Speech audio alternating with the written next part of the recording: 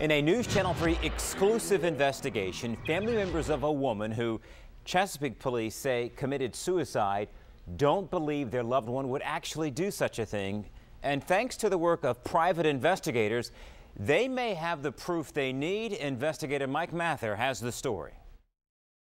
It wasn't suicide.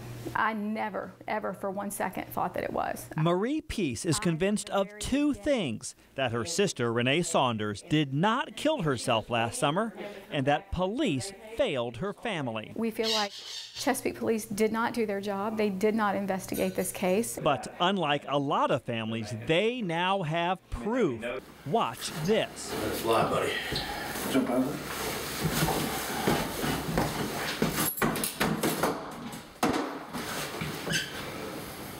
150 pounds.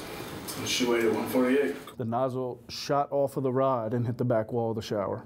I mean, instantly. The private investigators say this test shows the shower head could not support her weight. Bottom line, did Renee Saunders kill herself? Not in my opinion. Renee's family hired the investigators to do what they say Chesapeake detectives did not, namely, investigate the death.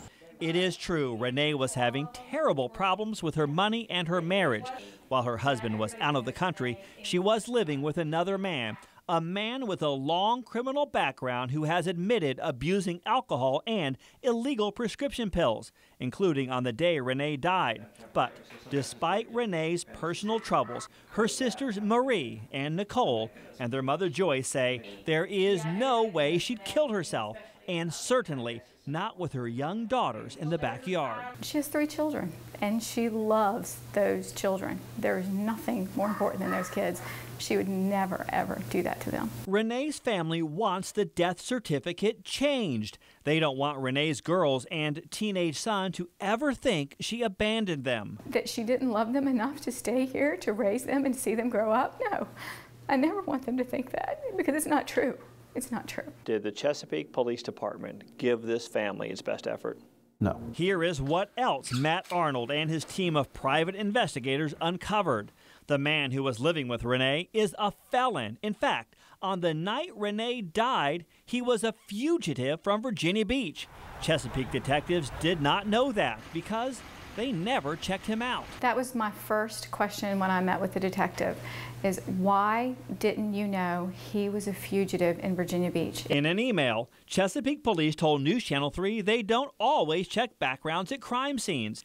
Because the boyfriend is not charged in this case, News Channel 3 is not identifying him.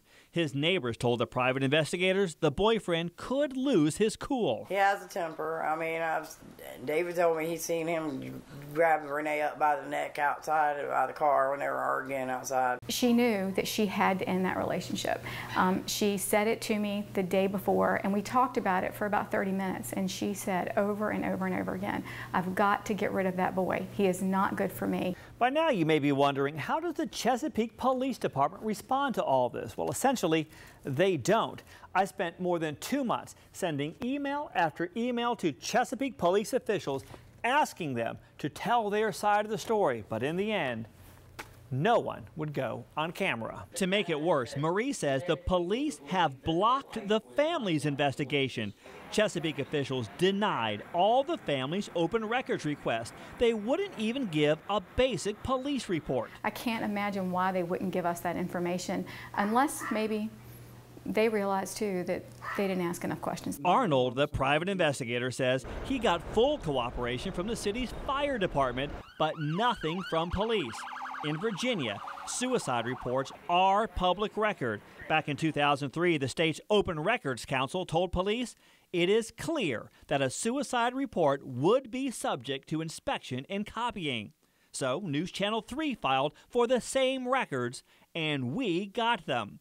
The records show that, despite police telling us they kept an open mind, detectives from the beginning thought this was a suicide. Marie believes something else happened to her sister that night. She and her family say they won't stop fighting for answers. She's our sister. She's the center of us. And we need the truth. We need the truth for us. We need the truth for her children. Chesapeake police told me they investigated this case fully. But when I told them we were pursuing the story anyway, the detective contacted the family out of the blue, promised to talk to Renee's boyfriend again, but then the family never heard back from him. I went to several houses where the boyfriend has lived, never found him. I did speak with his father, but he would not give me any contact information for his son. The father said he'd pass on my number, but I never heard from the son. He is not charged with anything in this case, and it remains officially a suicide. Mike Mather, News Channel 3. News Channel 3 is taking